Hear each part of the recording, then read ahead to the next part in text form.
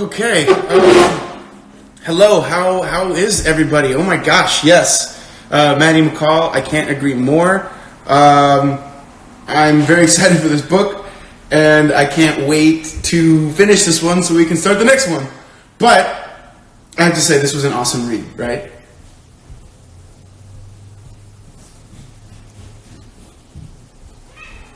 Can everyone hear me properly?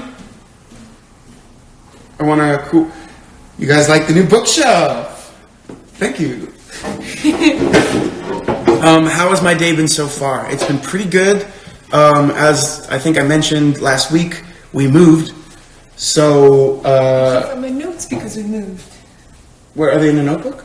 They are in a notebook. What does a notebook look like? It has flowers on it. It's okay. Is there a color? It's by Anna Bond. She drew all over it, and it has pink flowers. Okay. All right. Okay.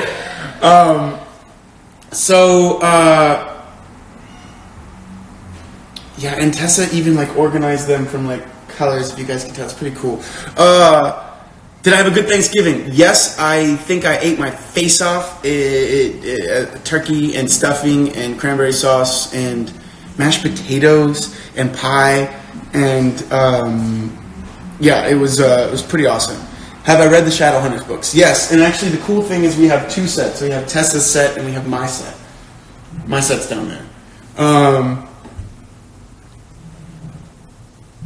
Okay, good. Tessa's an intellectual. Bookshelf tour. Well, this is it, and then the one upstairs is different books. But happy late Thanksgiving, everyone. I hope that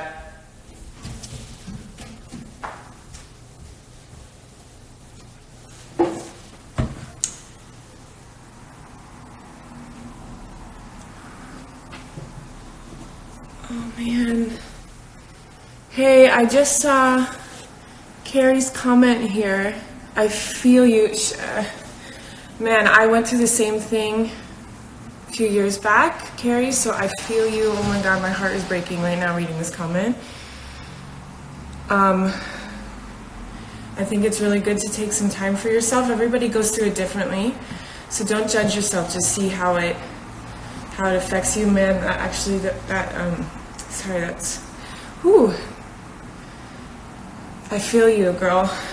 We're all here for you. The thing that I found out when you're dealing with grief is that you start to find out there's a bit of a club. You can kind of sense in other people when they've gone through the same thing, and it builds a community of people that you would maybe never know before had gone through it, but they totally understand how you're feeling and they're there for you. So feel free to reach out to people and get that support that you need and vent and talk and go through all the feels and feel everything, and don't judge yourself for that. Yeah, and we're here for you. Take your time, and Rosende Reads will welcome you back when you're ready. Yeah. And reading is a nice way to... Reading is a great way. Yeah. To feel things and to escape if you have to, or to feel even deeper if you have to. Yeah. Whatever works. Just allow the process to work. Yeah. Whatever that is. You can't tell it what it is, but it'll just kind of just allow it to happen. Exactly. Maddie McCall, someone told me today that this book club is nothing, but that is not true at all. Whoever said that, you can tell them to go. No, I'm kidding. Oh my god. So let's if we can dive. Writing is also a great thing. Absolutely. So we're all here for each other. We're going to start live today. It's my 21st birthday yesterday. We know why you can't be on the...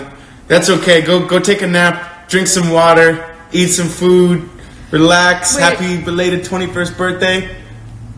It was yesterday, so I'm trying to figure out if she's recovering or if... Probably recovering. Okay. Probably recovering. Like, celebrating.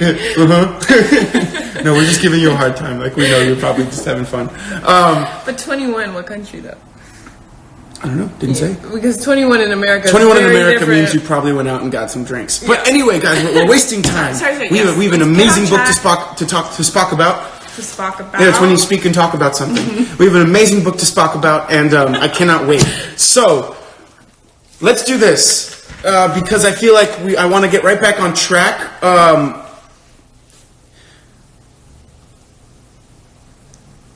Got 23 drinks. I'm kidding. Turned 23. Oh my gosh. In Canada, it's 19 in some provinces. It's 18 in others. In the United States, it's incredibly long.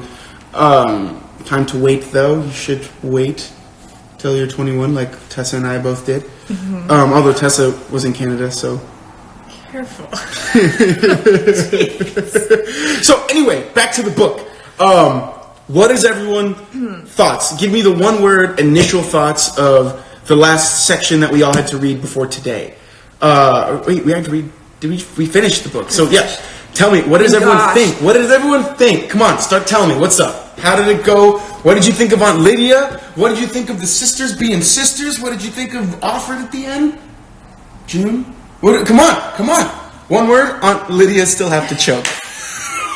Rita's a savage.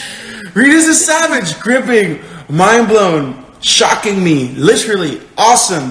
Hope is my word for this ending. Yeah. And I think the symposium touches on that in a beautiful way. Yeah, did everybody read that?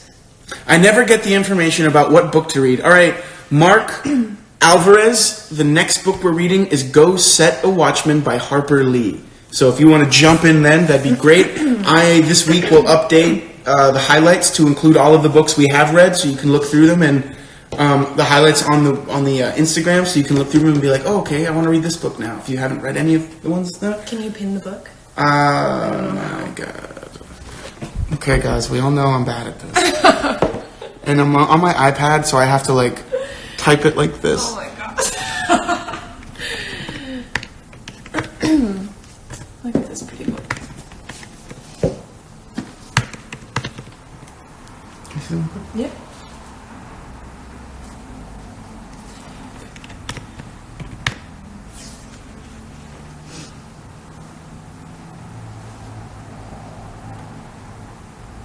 Oh no. Oh no. Come on. There, Yeah. pin, come on. Nice. Boom! We got it. Gosh, that always takes way too long. All right. So, let's go back. Made me cry at the end. Historical notes showed us girls didn't think Aunt Lydia is bad, which is interesting. Aunt Lydia reached her goal. She ended the Gilead horror story. We're going to talk about Aunt Lydia. Trust me. We'll just everyone keep remembering your thoughts about that. But thank you. Yes. Cried for so many things. Was so shocked about the sister, but I was also glad it was made clear that they were the daughters of Offglen? Well, Offred, the daughters of Offred. Can you read the name of the book for next month? Yes, Go Set a Watchman. Do I have a copy in my backpack? Let me see something. You want to talk about the book? Yep. Did we do one word yet? We have not. We're doing it right now. Okay, I'll keep reading. I did cry, but felt the end was kind of frustrating, especially Aunt Lydia. I like that she always gives us something to... Like, we're always wanting more when we finish reading her books. Although I do feel like Handmaid's Tale, do you guys remember the ending was very... It was left like we didn't know what was about to happen until I guess we heard the historical notes that obviously Gilead had come to an end, blah, blah, blah. But this one I did feel like I had at least a sense of that the mission was successful, and that gave me the satisfaction.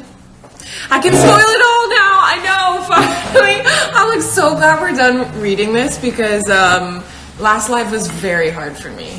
I liked it, but also a bit disappointing. I feel like choosing Aunt Lydia to be the hero was a safe choice. Now, that's okay.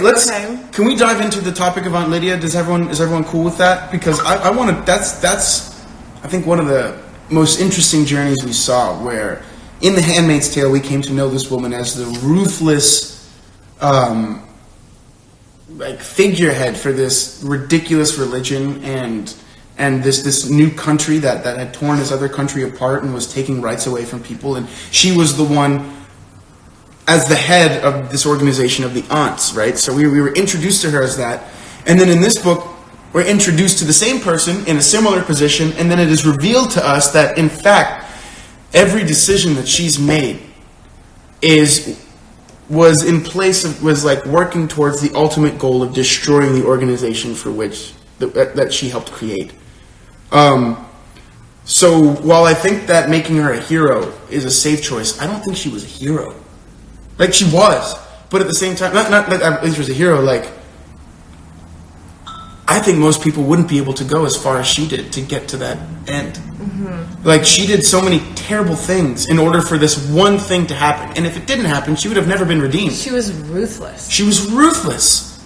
She was the worst of the aunts. But it's interesting because it becomes an argument of, is someone like her who's capable of doing such evil required to end something like that? All right, Jordana says, honestly though, what did Aunt Lydia did to bring down, excuse everything she did during the regime? Okay. Did it? What do you guys think? That's a great question, Jordana. Do you think that what she did to tear it down, but what she had to do to get there, was that worth it? Yeah, right. Do you think, like, I don't think I could have done that many, I mean, I guess at that point, if you're already doing that many bad things, you see that in movies often where a character is like, I've done so much wrong that at this point I can only hope that it creates one right. Right. But now there's two arguments here, because it's one, on a personal level, a personal moral level of would you do that as an individual? And then it's like, the second one is what is required of a group of people or someone to end a structure like this. Yeah. What is required? And they're two different things, because obviously we want Gilead to be ended, but would we as individuals do what she did? A lot of people. I hope we're never in the position to find out. I hope we're never in the position to find out. Yeah. Like, that's the thing. She was backed up against a wall, literally in this stadium, as a person of a position of power in the former United States, and like you said, she had to pick up the pistol and shoot.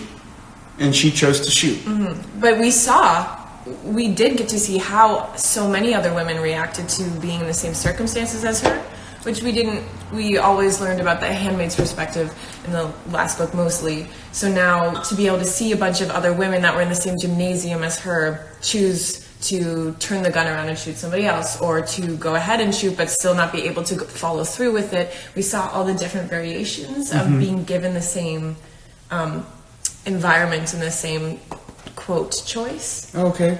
Oh.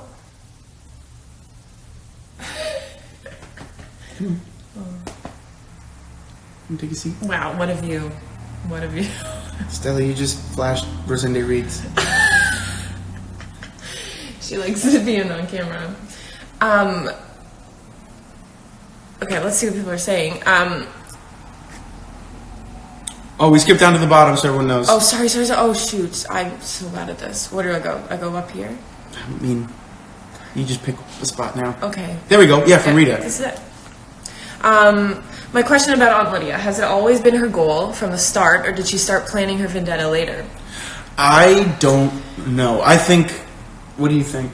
I've been thinking about this a lot because I had such a clear idea of who Aunt Lydia was from reading Handmaid's Tale and also watching the series, that when I started reading the book, I was like, really, are you about to tell me that she's actually not a full believer in this? I completely thought that she believed what she was doing was good for these women because she was saving them from hell. You know, like that was so, you know, ingrained in how I viewed her. So I had a hard time at first believing how somebody who didn't believe in the religion could then commit so fully to being evil to all these women coming through, training them as handmaids, beating them, degrading them, you know, and being okay with creating a world in which she was a judge beforehand. She was a woman who had a job and she had power. Not only, I think it's actually I think it was really pointed that Aunt Lydia's former job was a judge, because that means in the old times, pre-Gilead, she was the one determining what was right and wrong according to the law. Now that the law has changed, she was then forced to kind of, you know, combat with her understanding of right and wrong. And does the law define that, or can she? And then to what means can she, you know, do that? Like, can she say, all right, I have to define what's right and wrong, and I know what's wrong, but I can pretend it's right in order to tear down this wrong. Right. I think she did not plan it, But I think she understood, like, if anyone's going to tear this down, it's not going to happen from the outside. No. And it has to be someone that's smart and cunning, and she had those things because she was a person that messed with the law, knew language and whatnot. There was also a certain amount of untouchableness that Gilead had at the time, because they knew that what was going on there was messed up. But regardless, you have a few stories like that. They can't tear that place down. And the army that Gilead had was a massive threat. So other countries didn't want to mess with it. They didn't want to be on the receiving end of this terrible place. So Lydia, as a judge, knew what was required in terms of collecting evidence against them in order to actually be able to tear it down from giving that information to the right people. And that's, I mean, her whole life was about collecting information to protect herself, you know? So she basically just did it on a greater scale because she, one of the few educated women that was allowed even to come into Gilead. So she did have that responsibility, and she wanted to survive for however long, until she, I think, realized that she doesn't really deserve, or she felt she didn't deserve to survive post. Which I agree. I just went on a rant, but... No, that's okay. Maybe that wasn't her goal from the beginning, as she was the one telling her own story. She may have led us to believe it. Like they say in the symposium, where they're like, this could all be fake. This could have all been just a fake documents that we were finding to kind of maybe, you know... whatever the word is. Jordana, she said, she did say something back in the beginning when they sat down to discuss the founding laws.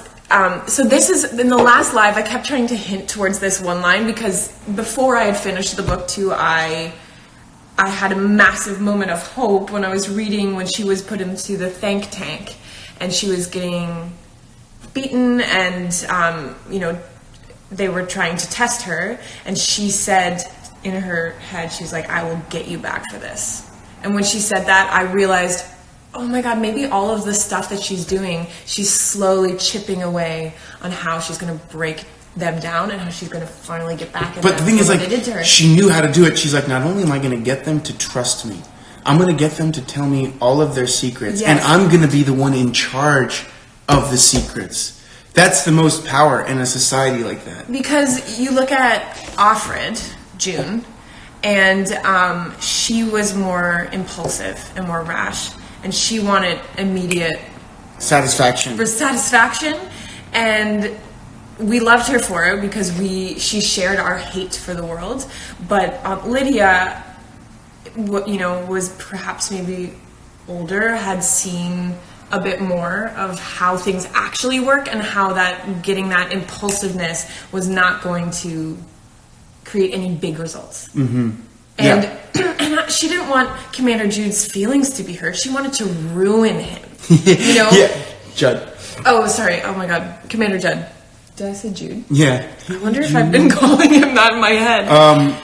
She was so manipulative. Yeah, but like, that's the thing. Like, you know, when in hero movies, the bad guy's always like, it takes the one person who's willing to go the extra mile. And I'm like, but at the same time, it does. Like, I don't know if I could have been that guy. I think I would have been the guy to try to shoot the guard at the stadium. At least I hope I was. Who knows? Maybe I would have been the sad people that didn't feel power enough to do anything and just let it all happen, and were the econo wives and the econo husbands just living day to day, not in power but not out of power, hoping just to make a living until this disgusting regime crashed. Like, who knows who we be? And like they said in the book, I hope you'll never have to find out. Like, I think the patience part of it would be difficult, but nowhere near as difficult as actually committing to playing the parts. Because if she did not look like she believed what she was doing, people would have been onto her way before the last few pages of the book, you know? She had to commit. She had to play that role in order to get what she wanted. Aunt Lydia wanted to be Anakin Skywalker, not Darth Vader. Exactly. I think it's easy for us to sit and judge another's actions when we don't actually know how we deal with that situation, of course. I mean, this is so far from anything I've ever experienced. Yeah. It's really easy to sit back here and be like, oh, I'd be a perfect angel. Were you okay with her being the mole, or would you like to see someone else tear down the whole... See, the thing is, I think if anyone else tore down the regime, it would have seemed too easy. Like, they had such control of that society. Think about it. They were enslaving women to have children, and they were letting people choose it. Like, they were saying, like, the people helped... Yeah, that's the way it should be. Like... They had so much power that if someone did, it would undermine the strict, I think it would undermine the power that regime had. If it was someone from the outside that came in and just, like, bombed the parliament and everything was fine. No. She's like, I have to tear it down systematically from the inside.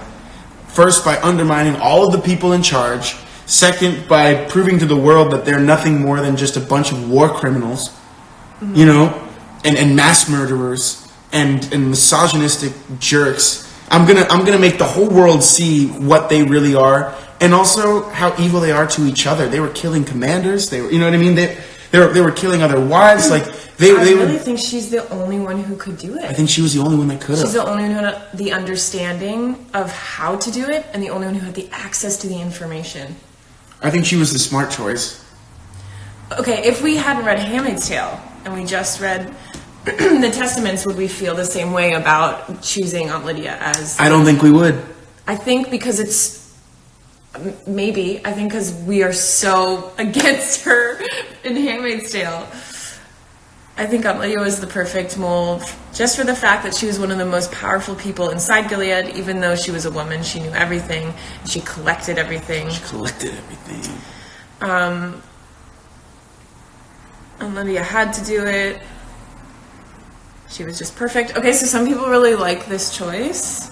It's interesting because I loved reading about the girls, but here we are, like, Aunt Lydia's character is just... Yeah, okay, why don't we take a pause on Aunt Lydia, talk about everyone else, and then we'll come back at the end. So let's talk about, first of all, let's talk about Agnes Jemima. Love her. I loved Agnes Jemima. It was very interesting to see Agnes and, I mean, the girl with 18 names, whoever you want to call her, Nicole, Daisy, Jade. It was really interesting to see the two of them together in the same room because they brought sides out of each other that I didn't know how they would react to each other, you know? Mm-hmm. But, man...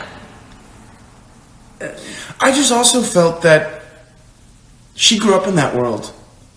And this is what we talked about during 1984. She grew up in that world, so she wasn't aware of what she was missing.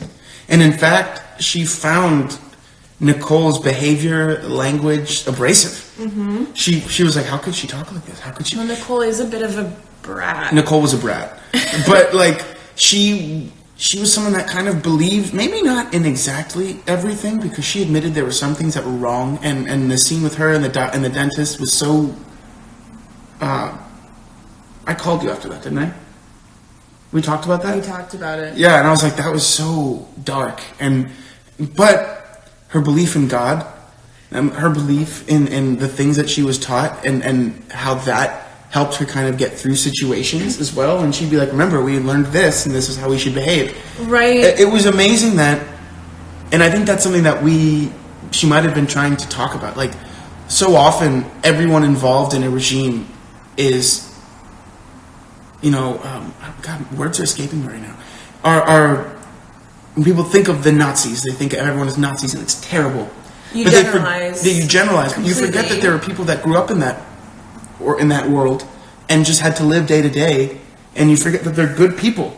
Some of them, like the people that grew up without having to choose, without making a choice. They were like, she was born in this, she was raised in this, she had to see her father be a jerk, marry Paula, who's terrible to her, and It's that is what Margaret Atwood was comparing it to kids who grew up post Hitler's reign beginning and grew up in that time not knowing another world. Yeah. So that was the parallel here. I mean, Catherine Moser, I have to say, yeah, I agree with you. Perspectives are very well chosen and written. So.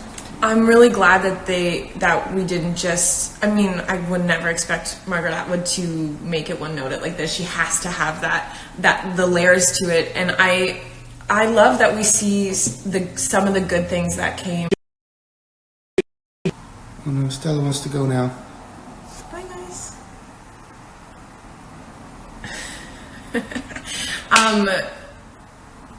Yeah, it's interesting because obviously we would much prefer that the girls grew up outside of Gilead, and then it gives you that uncomfortable feeling where you see the two of them interacting and how ungrateful Jade / Nicole / Daisy was.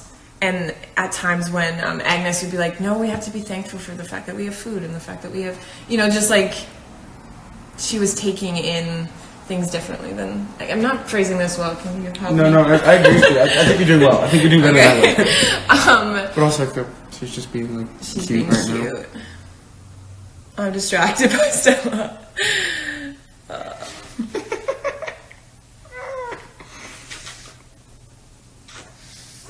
It was cute. You guys couldn't see it, but she was like eating these dressings. Okay. Yeah, I like that it wasn't just like, these are the bad guys, these are the good guys. It was like, no, it's a lot more complicated than that, and it always is. And I don't know if that was also her way of saying that there are always good things. Okay, there's a quote that Archbishop Desmond Tutu said about religion. And he said religion can be a knife, so you can use it to slice bread, you can use it to stab someone in the back, but you need to choose how you're using this. So you can use it to look at life and be grateful, to love the people around you, to blah, blah, blah, a million things. And you can also use it to oppress women. You can use it to have their body become resources. You can, you can do it to enslave a population. Like, you can use religion. So it's not good or bad. And I think we need to get rid of the black and white view a lot of times when we're viewing things and start looking at the complexity of it and understanding how to beneficially use these. But I think that that's also commented on in the symposium when academia always kind of gets this reverence, right? They're like, oh, they're the educators or they're the smart people, so they get it. But then the guy's even apologizing for making inappropriate jokes, and they're treating their whole culture as like, let's just dress up as handmaids and pearl girls and commanders for our dress up thing. Can you believe that? So there's this thing where she's like, yeah, everyone thinks, she's not trying to say the religious are bad, and she's not trying to say the educated that don't really care for the religion are bad. She's saying like, someone had a party, a handmaid's party, and in an interview that Margaret Atwood had, they asked her how she felt about the party, and now that I'm thinking it's in the book, I wonder if that was the comment on the real life party that happened, where they dressed up as handmaids. Do you think? Because I don't know. I think it would be like disrespectful to do that now. Not to dress up as a handmaid if you're commenting on something, but to say like, let's all just like have a party and play games and dress up as these different, you know what I mean? It's as like these oppressed women, like these oppressed women and these oppressing men, and it just like it's. But it also is interesting. It's kind of how this side of the world has treated the native peoples. And then dress up, Let's massacre them and then let's dress up as them and like, it just inaccurately dressed up as them. When we have no idea what we're even. Wait, what happened with Kylie Jenner? That she had at the party. Oh, she had at the party. I didn't want to say her name. Okay, but Margaret Atwood was really sweet about it because they asked like, how did you feel about that party? And she said, basically, I'm paraphrasing, but as an artist, you create something you create a playground almost, and people jump in the playground and they collaborate with it, they go off of it, and that is always exciting to have people in the playground. And she said, obviously, sometimes people go too far, or, it becomes a little inappropriate, but of course that's going to happen when you create a playground. Like, people are going to experiment and push it. So she didn't seem very judgmental. She just seemed like, yeah, that's what happens when someone always takes it too far. Imitation is the best form of flattery. I'm gonna get my charger. Wait, they do a handmade costume in BoJack? You haven't seen it yet. What season? Yeah. Imitation is the best form of flattery. There you go. Yeah, it's just we did a whole unit in school about understanding what you're saying with your art. And obviously if you're just like a person having a party, you're not thinking about it maybe to such an extent as someone whose profession is being an artist. But it is so important to understand when you dress up what that says to the group of people you're representing or you're dressing as, and to be smart about what you're saying with, quote, dressing up, art, whatever that may be. There's responsibility that comes with that. Question, do you think this book can be a classic like Handmaid's Tale? I think from now on they will be talked about together. I hope so. Oh, Alberto. I think it's one of those things that people will, I don't think you can talk about just The Handmaid's Tale now. Because the Testaments is so revealing about more of this world and the people, and Aunt Lydia, who's a big role in Handmaid, you know what I mean? It's incomplete without it now. I think. Yeah, well, because it did change a lot of... We gotta move. Oh, okay, because we're gonna die. No, the iPad, sorry, oh my god. Come on. Oh my god. But one of the coolest things I think that we don't often get the opportunity when we're reading books by these incredible authors is we read it and we're like, okay, it's from this time. Move with me? Alright, let me know when. I got it. Oh, I'm gonna come with you guys. Keep talking. I lost my train of thought. Oh my god. Opportunity. Wasted. No, you were saying the word opportunity. Oh. I'm so sorry, guys. Oh, right, I remember. When we read these classics from these incredible authors, and we're like, okay, this was written in this year.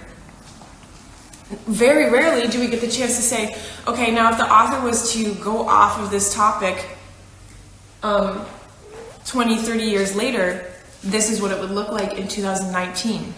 How cool is it that we get her perspective of it that many years later, of the same topic? I think it's fascinating. But I think she's... Are we like posing for like a... Stella! Oh my god. I think... Okay. No, I know. Stella. Alberto... Stop killing Tessa's thought train. It's not Alberto, it's my brain. Oh! But I think it's interesting that... Like, if she was commenting on the world of 1984 when she wrote The Handmaid's Tale, like I think it's interesting, and I think you can very obviously see the thing she's commenting on now. With this book. Exactly. How cool is it? Like, that's so... Oh, I just think we're so lucky to have this. Mm-hmm. It definitely feels pretty good. Alberto's thought train just arrived at the station. Okay. Oh all right, Rita. Guys! I love the irony that a system that was made to oppress women was brought down by a woman. Don't let those bastards keep you down. Yes, the what they wrote into the room, Alfred's room, remember? Mm-hmm. No, Nolite Bastardo. Don't let the bastards drag you down, yeah. Something like that. Okay, that's another good question. Do you think typically the people to bring down these type of regimes are the oppressed? Or does it require somebody, like Aunt Lydia is such a specific, because she is a woman, but she did have power, so she was able to bring it down, right? Mm-hmm. There was a lot of more oppressed people who didn't have that access to information, that power, who were trying to put in like valiant efforts to bring it down, but they couldn't in a big way. Mm-hmm. So it's a really specific position that we have with Aunt Lydia, that she is a woman, but for some reason has, as she's able to read and write, she's able to talk with the most powerful people. I need some of that coffee. We don't have coffee. I wish we had coffee. Is this No, it's just the lighting. Would that just get worse? Sorry, guys. I'm just moving. Oh my god. I'm sorry, guys. I think Oh, it's definitely the lighting. Just look at that. Yeah, it's the glare. We don't have blinds yet. We do, actually. No, it's not one. Yeah. Where's the glass coming from? And yeah. I mean, this is definitely proven because everything she draws from happened in real life, so we'd have to do a little bit of fiction. See, Rita, I don't agree with that. I don't think she was ever getting manipulated by commanders. I think if she ever had to agree with them, it was because of the ultimate goal. So she had to make sacrifices and whatnot to kind of be like... Because, yeah, that's the other thing I was thinking. Okay, is she making that choice because she wants some semblance of a life for herself while she lives in this world? Or was everything she did necessary to bring it down? You know? Mm-hmm. Yeah, she was using the commanders like they were using her. 100%.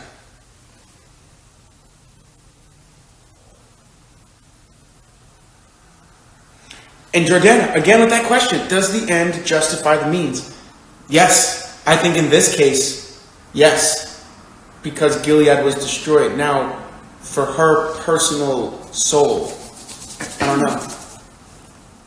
For her Maybe personal, not. Yeah, I don't know if, on a personal level, I think it's different than the grand... I don't know, how else would it have ended? I mean... I think you asked the question. I mean, this is like there's ways to think about that. I wish I knew more about it. I wish Margaret was here. Yeah. Well, I mean, think about it. It's like, is Gilead good or bad? Bad. Essentially, right? If we're going to generalize it, yes. So if Gilead continues or stops, what's better? It's stopping. But what else would it take? Yes, Alberto. On a personal level, she's probably going to hell. Yeah. But that's the thing, like, she was willing to sacrifice. And in a way, I don't know why I want to get biblical now. What if she's like the Judas?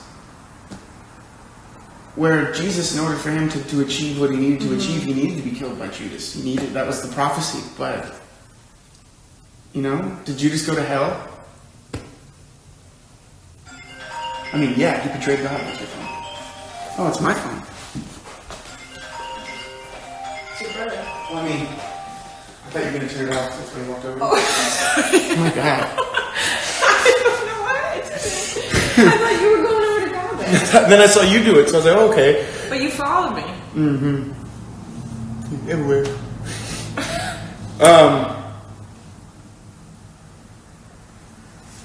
I don't know who Gilead was good for either.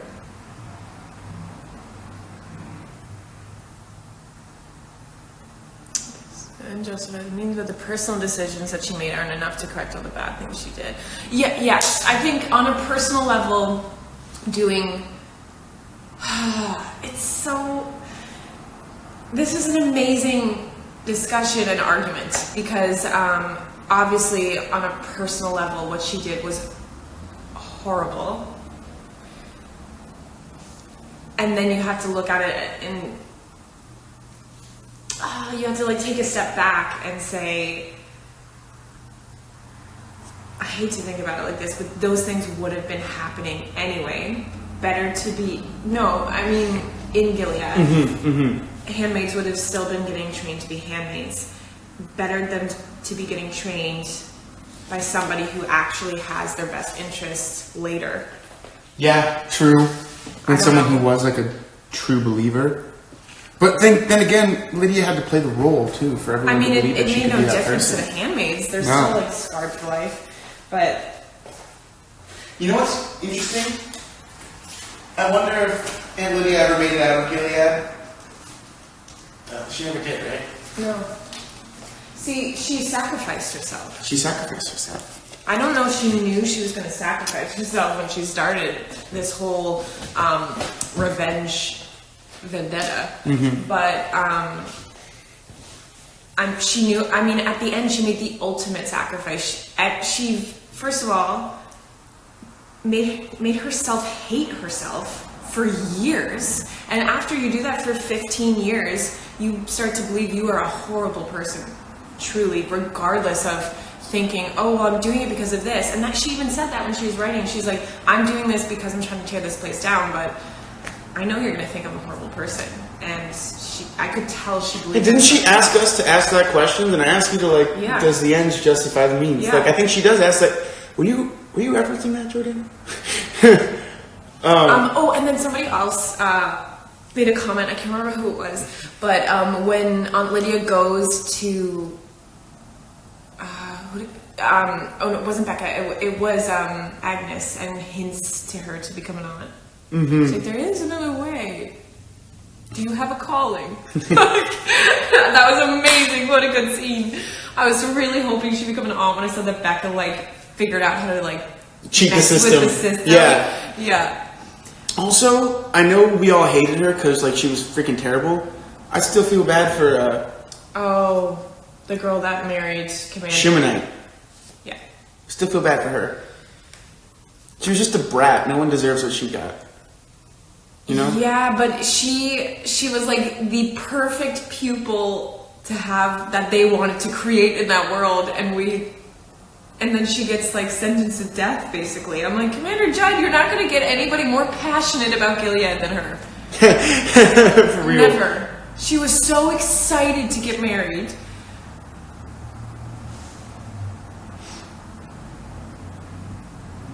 Oh, scene, yeah.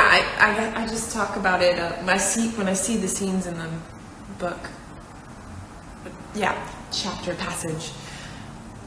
What about how Agnes didn't want to get married or have children in Gilead and found it horrible, but in the real world she actually got married and had kids and grandkids?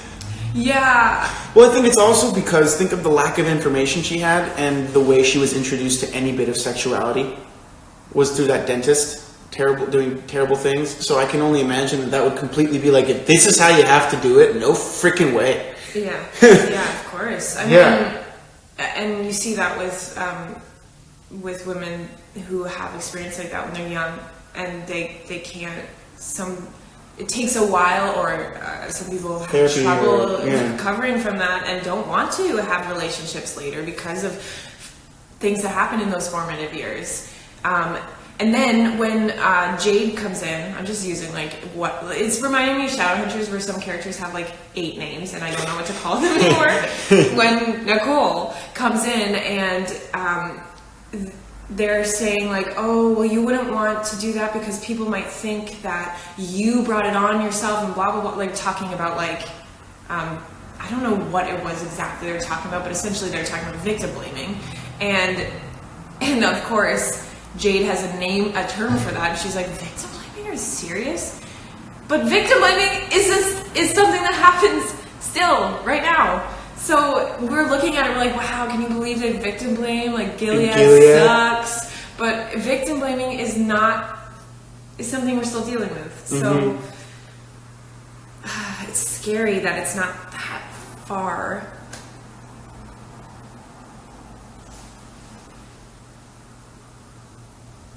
I think either option. Yeah, I think their privilege of knowing who they were, I don't know. How do I feel about the Mary Queen of Scots reference?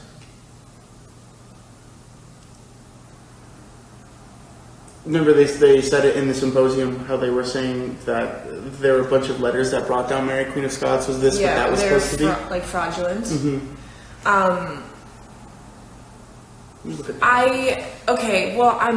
From my understanding of reading the book is that we know actually what happened because we were there, and then we're seeing just how I think what she does, because she did it, what Margaret Atwood does, because she also did in Handmaid's Tale, is she says, okay, you've been really invested in this story and this is how passionate you felt about these people in this situation and how we never want to recreate that. But then we get into history classes, or we look back and we start to get a little bit complacent with it, even though some history can, what did they say? Not repeat itself, like it rhymes. Rhyme. And so we do need to,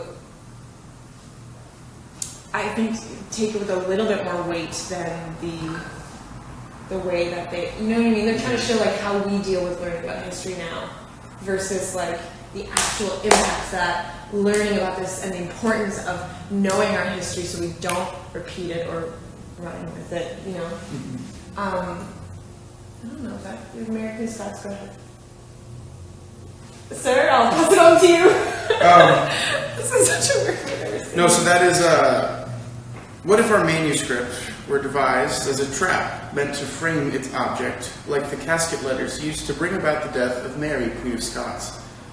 Could it be that one of Aunt Lydia's suspected enemies, as detailed in the holograph itself, Aunt Elizabeth, for instance, or Aunt Vidala, resentful of Lydia's power, craving her position, and familiar with both her handwriting and her verbal style, set out to compose this incriminating document, hoping to have it discovered by the eyes? I think that's just not true because I think we were actually there, so we know what really happened. And we're just seeing like how when it's important to record history and it's important to continue passing those stories on, but obviously it's very difficult when you have a regime that's trying to protect themselves and they're destroying information. Mm-hmm. But it's just so cool, once again, that all of the themes that we're seeing in all of our dystopian novels are there. Like the destruction of education, the destruction of information, and the lack thereof given to people, right? Choosing who controls the past, and controls the present, controls the future. Yeah, it's like it's not a formula, but there's a thread that ties these worlds together, and and I think it's a great reminder to be very appreciative of having access to education and not taking that for granted. Because the minute someone tells you you're not allowed to be educated, it's wrong. Yeah, I mean, and then here we are. Think about that when the symposium again, and they're like, it's rare that we ever find accounts from women in Gilead because they couldn't leave them behind. They didn't have anything. They didn't have any way to do it. And then people who were being born into that world couldn't read or write. How were they supposed to record this? Honestly, the whole thing with arranged marriages and forcing them to never have kids is something that sadly quite prevalent in Indian society. I see it with quite a few people. It's a thing, like, she's writing about things, and Margaret Atwood's still talking about things that are still going on today. Did anybody else think in the chapter when she was talking about the playing cards that they dealt with, she was describing them, she's like, oh, this might sound weird to you because there aren't any like letters and numbers on them. And I'm like, how would she know that there were letters and numbers on regular playing cards? That was my first clue that I was like, she gets out! You know, because how else would she know? Anyway, exciting moments. Oh, I feel so bad for Becca. Oh my gosh, Becca is like a tragedy in this book. I love Becca too. I thought she was a badass. She was. She figured out the system. Also, how did not more girls know that they were adopted? They couldn't have looked like their parents. I mean, I don't know, I think if you were a kid and no one talked about it, then it wouldn't be a thing. But they all gave Agnes such a hard time when she found out. I'm like, all of y'all are adopted. You know? Not all of them. Remember, it was coming from the fact that some of the wives couldn't have children. So I guess if the wives could have children, they were proper kids. I feel like that'd be a rarity, right? Yeah, you're right, I guess. Sorry, these are just random thoughts that I had while reading. All right, we have about, 10 minutes left? So should we do quotes now? Yeah. Should we do quotes? All right, good night. Thank you for joining us. Sorry it's late. Thanks for coming to the live anyway. Adopted is a very kind way to describe it. Yeah, sorry. Stolen, not adopted. They were stolen.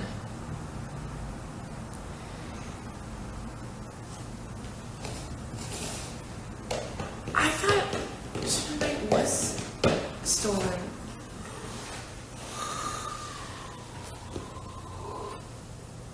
Becca and Agnes' bond is so pure. Oh, when Nicole saw Becca climbing from the hill, oh, that was so sad. She was like, "Where's Becca?" She's like, "She didn't come with us." I was like, "Yeah, she did."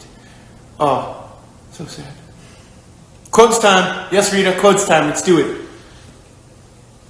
Yeah. Do you have any quotes that you worked on? Yes, I do. If you could find my notebook in our boxes. So you said a notebook with flowers on it. Does this notebook have a particular color? Yeah, remember the Rifle & Co. Art that I really like? It's like the pink one? Ish. Yeah. I can't remember. You know I'm bad with memory and colors, so don't do this to me. Okay. Let's do this. Oh, first and foremost, that quote, "Love is as strong as death." Being able to read and write did not provide the answers to all questions. It led to other questions and then to others. Where there is an emptiness, the mind will obligingly fill it up. Fear is always at hand to supply any vacancies, as is curiosity. I would be in a dark place, carrying a tiny spark of light, trying to find my way. The truth can cause a lot of trouble for those who are not supposed to know it. Love is as strong as death, and how easily a hand becomes a fist. Now, I'll tell you guys, I read a lot of this book by listening to it on audiobook, and it was cool because they actually used the actress who played Aunt Lydia to voice her. They used, I believe, Bryce Dallas Howard to be Agnes. Like they used 3 different voices for the different perspectives. So it was always like really cool to jump in, and it was awesome to hear all of these quotes out loud. I pictured you as a young woman, bright, ambitious. You'll be looking to make a niche for yourself in whatever dim, echoing caverns of academia may still exist by your time.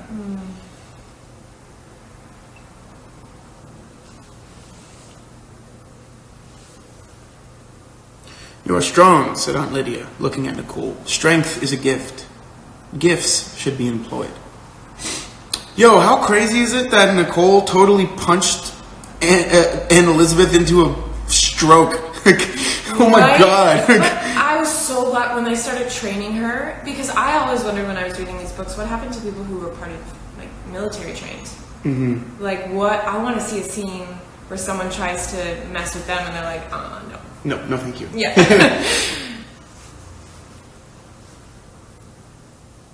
I had such a good quote written down.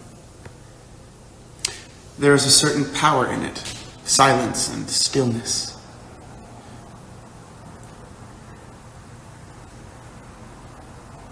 Fly well, my messengers, my silver doves, my destroying angels. Land safe. Cool. In a hierarchy of the powerful, the only ones allowed to make jokes are those at the top, and they do so in private. Yes, they laugh at us, never with us. The wheel of fortune rotates, fickle as the moon. You get the feeling she wants you to be better than you are. She looks at you as if she really sees you. That's why she's so scary. Yeah, the audiobook was awesome. Aunt Vidala, sorry, not Elizabeth. Belief is hard to predict.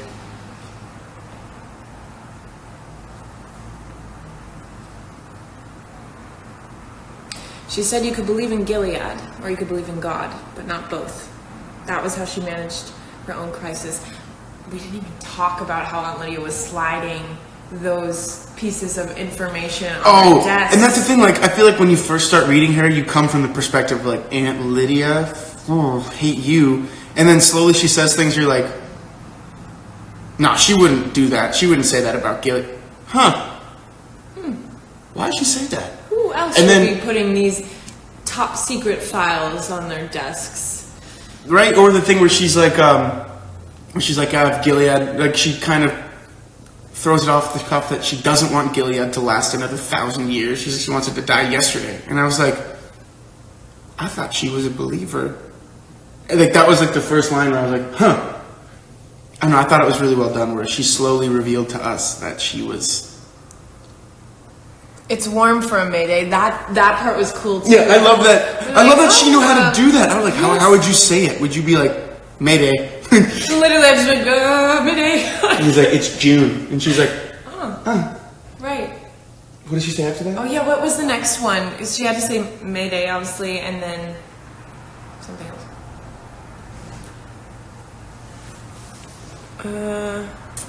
June Moon.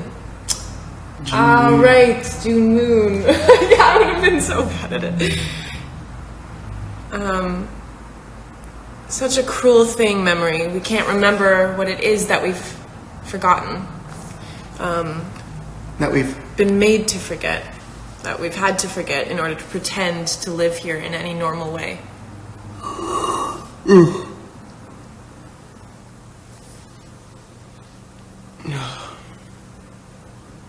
Innocent men denying their guilt sounds exactly like guilty men. They will come too late, the eyes, my messengers have flown. Yeah, that was an exciting line. Did teach you a few useful things at Arduo Hall, and self-control was one of them. She who cannot control herself cannot control the path of duty. Do not fight the waves of anger. You don't believe the sky is falling until a chunk falls on you.